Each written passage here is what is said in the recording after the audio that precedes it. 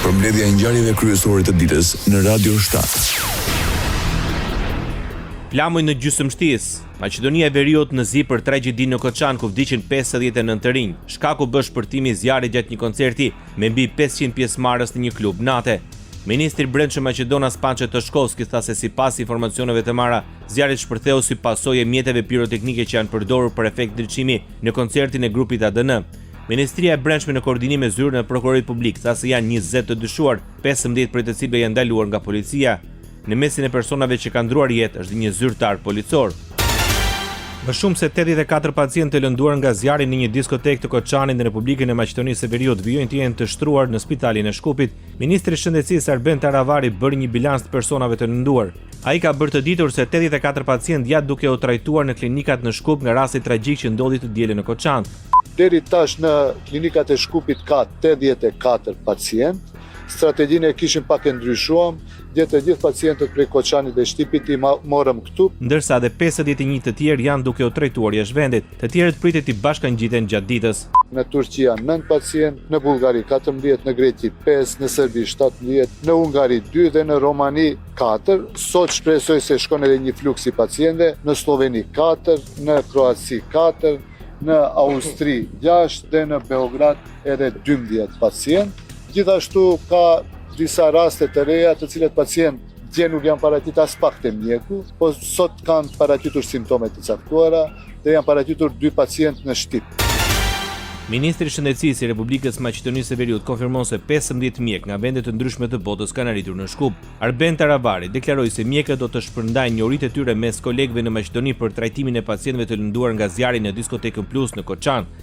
Nga Çekia, nga Izraeli, duhet të vinë nga Beogradi kanë ardhur. Do të thotë rreth 15 kolegë tashmë janë në Maqedoni. Do t'i shpërndajmë në për klinikat ku ka më tepër nevojë që të punojnë bashkë me kolegët tanë dhe të shpërndajnë përvojët që e kanë nga shtetet e tyre, tha mes të tjera Arben Taravari. Edhe Shqipëria është ofruar për ndihmë në Republikën e Maqedonisë së Veriut. Ministria e Shëndetësisë dhe Mbrojtjes Sociale në Shqipëri shpreh gatishmërinë e plotë për të ofruar ndihmë mjekësore, logjistike dhe teknike për të prekurit nga tragjedia në Koçan, ku si pasojë e zjarrit humbën jetën 59 persona. Ministri Albano Koçiu ka qenë në kontakt të vazhdueshëm me ministrin e Shëndetësisë Arben Taravari për ofrimin e asistencës së menjëhershme. Nga Ministria e Shëndetësisë kanë bërë të ditur se rol të rëndësishëm koordinues pati dhe ambasadori i Shqipërisë në Shkup, Denion Mejdani. Ministria e Shëndetësisë dhe Mbrojtjes Sociale konfirmon se institucionet mjekësore të Republikës së Shqipërisë janë në gatishmëri të plotë dhe të përgatitura të ofrojnë ndihmë shëndetësore, logjistike dhe teknike për të prekurit nga kjo tragjedi, thuhet në njoftimin e Ministrisë së Shëndetësisë dhe Mbrojtjes Sociale. Rreth 14 persona nga tragjedia e Koçanit u dërguan për kurim në Bullgari. Ata janë të shtruar në 3 spitale. Sipas informacioneve nga institucionet shëndetësore, të gjithë pacientët janë në gjendje të rënduar me djegje dhe dëmtime nga thithja e tymrave. Zyrtari thuhet se në spitalin universitar në Sofia janë 8 pacientë, 3 prej të cilëve janë të mitur të moshës 15 dhe 16 vjeç, 5 të tjerë janë të moshës 19-31 dhe 5 prej tyre janë të intubuar. Në spitalin në kuadër të Akademisë Ushtarake Mjekësore në Bullgari janë hospitalizuar 3 të lënduar të moshës 17, 20 dhe 25 vjeç, 2 prej tyre janë në aparat për ventilim mekanik, ndërsa në Plovdiv gjithashtu janë pranuar 3 pacientë të moshës 19, 21 dhe 49 vjeç me djegje të shkallës së 2 dhe të 3 dhe dëmtime nga thithja e tymrave. Ministria e Shëndetësisë së Bullgarisë ofron një linjë telefonike 24 orëshe për informacione për spitalet ku janë të stërruar të lënduarit. Bullgaria shpall të martën ditëzie për tragjedinë në Koçan. Qeveria do të vendosë ditëzie si shprehje solidariteti me fqinjin tonë të ngushtë në Ballkan. Këtu nuk ka politik, vetëm dëmshuri dhe ndjeshmëri, tha kryeministri i Bullgarisë. Nuk është koha të përpiqemi të theksojmë rolin ton, pasi në momentet e tilla është e rëndësishme të tregojmë solidaritet në kohë. Jemi të gatshëm të pranojmë më shumë njerëz, por kjo do të varet nga kolegët tanë nga Maqedonia e Veriut. Jemi në kontakt me ta, tha kryeministri Rosen Zheljaskov. Qendrat e trajtimit të djegjeve në qytetet hollandeze, Groningen, Beverwijk dhe Rotterdam po përgatiten të presin dhe të trajtojnë viktimat nga zjarri Koçan. Për momentin po vlerësohet pesha e djegjeve, ndërsa më pas Asociacioni Evropian për trajtimin e djegjeve do të vendosë nëse disa nga pacientët do të mjekohen në Holland, sqaroi përfaqësuesi. Gjithashtu po vijojnë bisedimet rreth mundësisë që mjek dhe infermier holandez të udhëtojnë në Maqedoninë e Veriut për të ndihmuar, deklaroi Polvan Julien, kirurg plastik dhe drejtori i qendrës së djegjeve në Beverwijk të Hollandës. Pas 1 minutë heshtje dhe vendosje të luleve në sheshin Liria në Tetov, në nder të 59 viktimave në Koçan, kryetari i komunës Tetovës Bilal Kasami tha se ndajnë dhimbjen me familjarët e viktimave dhe se Tetova dhe tetovarët u qëndrojnë pranë. Ne si Tetov dhe si tetovar qëndrojmë afër familjarëve të gjithë atyre të cilët ndiqen në rastin tragjik, por edhe atyre të cilët janë të lënduar. Urojmë shërim të shpejtë dhe shëndet. Gjithashtu për kushtimin tonë si institucione që do të bëjmë të pamundurën që këto raste të mos na përsëriten. Ishte Bilal Kasami. Pasi transportoi gjatë gjithë natës të lënduarit e tragjedisë së Koçanit në Republikën e Maqedonisë së Veriut, ndronjë dhe shoferi i autoambulancës Ilçe Goçevski. Zemra e tij ndaloi pasi kishte shkuar në shtëpi për të pushuar pas një dite të gjatë dhe të vështirë. Autoritetet shprehin ngushëllimet edhe për këtë ndarje tragjike. Ministri i Punëve të Brendshme i Republikës së Maqedonisë së Veriut, Pançe Toshkovski, informoi se mjetet piroteknike prej të cilave dyshohet se nisi zjarri në diskotekën Plus në Koçan, u sollën në objekt nga grupi muzikor DNK. Nga biseda realizuar me pjesëtarin e grupit muzikor DNK është vërtetuar se i solli grupi mjetet piroteknike në diskotekë. Për fat të keq, personi që ishte angazhuar për përdorimin e tyre ka ndruar jetë, tha ministri Toshkovski. Prokuroria Publike Themelore në Shkup kërkon paraburgim për 8 persona për tragjedi në Koçan ku humbën jetën 59 të rinj, ndërsa janë duke u verifikuar 11 persona. Prokuroria deri në këto momente ka kërkuar procedurë për verifikim të gjithsej 11 personave prej tyre. Është kërkuar paraburgim për 8 persona, ndërkaq 3 të tjerë janë në hospitalizim në gjendje të rëndë shëndetësore.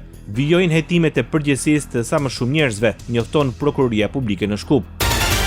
Prokurori i shtetit Ljupço Koçevski deklaroi formimin e një ekipi të veçantë të prokurorisë që do të punojë me rastin e diskotekës së Diegor në Koçan. Ai informoi se në ekip janë 5 prokurorë, 1 menaxher, 2 prokurorë nga Koçani, 2 nga Shkupi dhe 1 prokuror nga Shtipi. Koçevski nuk zbuloi detaje nëse janë përcaktuar shkaqet fillestare të zjarrit dhe as nuk tregoi se sa të dyshuar janë marrë në pyetje deri më sot. Presidentja e Maqedonisë së Veriut, Gordana Siljanovska-Davkova, kërkoi përgjegjësi për këtë tragjedi, derisa theksoi se asgjë nuk është më e rëndësishme se sa jeta e një njeriu. Të lënduarit më rënd janë në Sofje, në Stamboll, në Greqi, në Serbi për të marrë kujdes të lartë shëndetësor. Për këtë ndihmë do të jemi përjetësisht mirënjohës, tha mes të tjerash Siljanovska-Davkova, dhe theksoi se askush nuk duhet të ikë përgjegjësisë dhe nuk duhet të shmanget ligjit dhe drejtësisë. Ниту еден одговорен овој пат не смее да ги избегне правото, правдата и казната. Të bashkojmë forcat, të mos sakrifikojmë kurrë për përfitimin e individëve, asgjë nuk është më e vlefshme se jeta e një njeriu, tha presidentja Davkova. Jam thyer dhe më shtyr shpirti me këto fjalë nisi kryeministri Istria Mickovski fjalimin e tij pas tragjedisë në Koçan. Do të ketë hapa dhe vendime me të cilat publiku nuk është mësuar, por ndryshimet nisin nga ne, tha kryeministri Istria Mickovski në fjalimin e tij përpara opinionit publik. Jam i vendosur do të veproj me vendosmëri. Nuk dua që kjo ngjarje të politizohet se dikush po përpiqet të bind një palë tjetër për përgjegjësi. Kjo nuk është një betejë ndërpartiake, po është një betejë e të ndershëmve kundër të pandershëmve, tha kryeministri i Maqedonisë së Veriut, Istria Mickovski. Jep dorëheqjen kryetari i komunës së Koçanit në Republikën e Maqedonisë së Veriut, Ljupço Papazov, pas tragjedisë ku humbën jetën 59 persona. I zgjedhur në siglën e VMRO DPMNE-s, Papazov tha se në këto momente të vështira për vendin dhe për të personalisht ofron dorëheqjen e paravokueshme nga pozita e kryetarit të komunës së Koçanit. Kjo humbje është e madhe, nuk ka fjalë që mund të përshkruajnë dhimbjen që ndjejmë të gjithë, shkruan mes të tjerash Papazov. Qeveria e Maqedonisë së Veriut është gati të mbulojë shpenzimet e familjarëve të pacientëve që po shërohen jashtë vendit. Propozimi është bërë i ditur nga ministri i Punëve të Jashtme dhe Tregtisë, Timço Mucunski. Ке предложам од страна на службата за општи и заеднички работи да бидат покриени трошоците за пат и престој во странство за членови на семејствата на македонските пациенти што се лекуваат во странство. Shtesë në seancë të qeverisë do të propozojnë nga ana e shërbimit për punë të përgjithshme dhe të përbashkëta që të mbulohen shpenzimet për rrugë dhe qëndrim jashtë shtetit për anëtarët e familjeve të pacientëve maqedonas që mjekohen jashtë vendit, tha Timço Mucunski. Bashkimi Demokratik për Integrim shmang dhe njerë përgjegjësinë mbi tragjedinë në Koçan të ish ministrit të ekonomisë Kreshnik Bekteshi. Ademi sqaroi se ky objekt nuk i ka plotësuar kushtet, nuk kishte asnjë licencë në regjistrin e ministrisë dhe as administrata nuk e ka përgatitur një licencë të tillë në vitin 2024. Ai gjithashtu tha se ditëve në vijim do të ofrojë prova se kush dhe në çfarë mënyre ka lejuar që të ndodhë tragjedia në Koçan.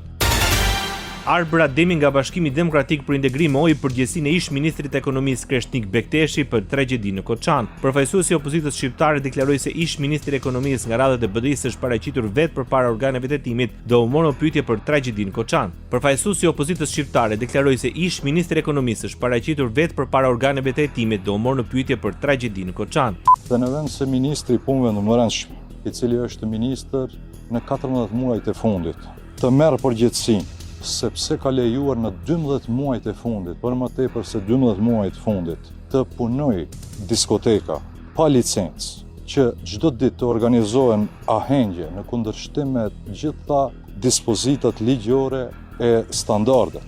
Ai paturpsisht po mundohet që gjithë debatin ta shndërroj në dimension etnik dhe politik. Përgjegjësia e plot morale, materiale dhe penale të kësaj tragjedie nuk duhet të kërkohet askund tjetër përpos se në vetë qeverinë, në vetë Ministrinë e Punëve të Brendshme dhe në komunën e Koçanës. Ai shpreh ngushëllimet për familjet e viktimave dhe ka shprehur dëshirën që të lënduarit të shërohen sa më shpejt. Ai akuzoi pushtetin se po përpiqet të shmangë tragjedinë duke akuzuar BDI-n për gjithçka të keqe që ka ndodhur në të kaluarën. Të gjithë ata të cilët kanë përgjegjësi lidhur me këtë institucion, ndërsa përgjegjësia është e vetë institucioneve lidhur me këtë rast tragjik, duhet të ndjejnë nevojën për të marrë përgjegjësi. Fillimisht paktën përgjegjësi morale. Tha Arbra Demi nga BDI. Ndaj akuzave të BDI-s për tragjedinë në Koçan reagoi dhe VMRO DPMNE.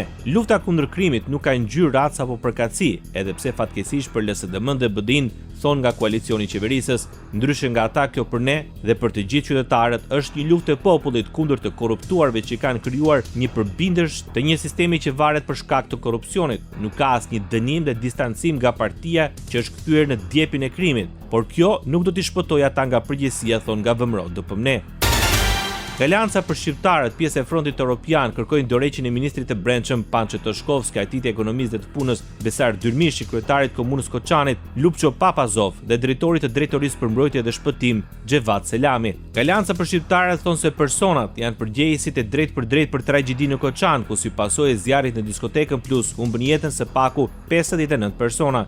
Përgjegjësit e drejt përfshirë pronarët dhe falsifikatorët duhet të mbajnë përgjegjësi penale, por nuk mund të harrojmë as ata që heshtën dhe nuk vepruan në kohë, dhe ata janë fajtor dhe nuk mund të shpëtojnë nga llogaridhënia. Ky është kulmi i dështimit, dorëheqje tani, thon nga Alianca për shqiptarët e drejtuar nga Ziadin Sela. Presidenti i Shqipërisë Bajram Begaj dhe kryeministri Edi Rama shprehen ngushëllimet në lidhje me tragjedinë e ndodhur në Koçan dhe ofruan gatishmërinë për çfarëdo ndihmë që mund të jetë nevojshme. Begaj shpreh se lutjet e tij dhe të popullit shqiptar shkojnë për të lënduarit që të gjejnë shërim të shpejtë e të mos rëndojnë më shumë dhimbje në qytetin e Koçanit.